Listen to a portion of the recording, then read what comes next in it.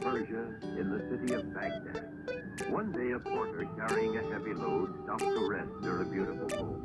He looked at the splendid house and said, "How is it this man has so much and I have so little? Why is he so fortunate and I so unlucky?" The porter did not realize someone was at the window above him. "Bring me that man."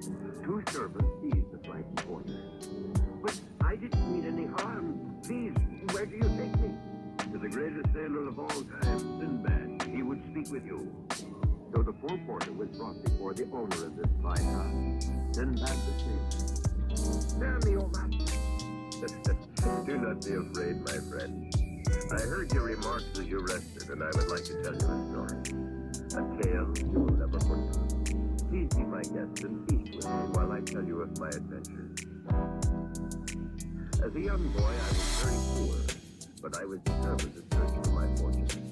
I decided on the sailor's life and signed on as a deckhand on the Golden Fleet. She was the most beautiful and fastest ship that ever outraced a pirate craft. I sailed for many years, learning the business of shipping and trading, waiting for the day when I would own my own ship. One day, we were watching silently, and lo, a giant wave washed me into the sea. We clung to a log for a while, but soon we were separated in the storm. Then, night fell over the violent sea. I swam until I found myself on a strange beach. Confused and frightened, I wandered into the jungle and became lost. Finally, I dropped from exhaustion. When I awoke in the morning, I was next to a great white wall. But then I discovered it was a monstrous egg. Only one bird could lay an egg such as this, a rock. I remembered an ancient story about an island of fortune where the rock bird lived. Perhaps, I thought, this was it. A great flapping of wings startled me. The rock. I hid under the edge, wondering what to do, when I had a desperate plan. I tied myself to the rock's leg, so that when he flew high above the trees, I could get my direction. As we went higher and higher, I could see a river leading out to the ocean. Finally, the great bird landed in a cave high on the mountain. A strange light came from within. Untying myself from the bird, I sneaked into the cave and could hardly believe my eyes. The island of fortune. For there was a treasure and jewels beyond any dream. I filled my pockets and clothes with as many jewels as I could carry. When the rock had gone, I sneaked out of the cave and down the mountain. I constructed a log raft and let the river carry me towards the sea. Suddenly, I was no longer moving. The raft had stopped. Then I saw why. A monster 20 feet tall had grabbed the raft and was lifting me up in the air. He had one little eye, large ears, and a club mouth. The hideous creature paralyzed me with fear, for I expected to be killed at that moment. The beast took me to his nearby cave and dropped me into a cage, and I saw what my fate was to be. There, tied to stakes, were my two shipmates.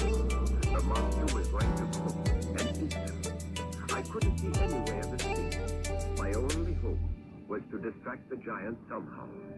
Then I thought of the jewels. While the beast gathered wood for our barbecue, I fashioned a string of dazzling gems. When he returned, I dangled them to attract his attention. The flashing almost hypnotized the monster.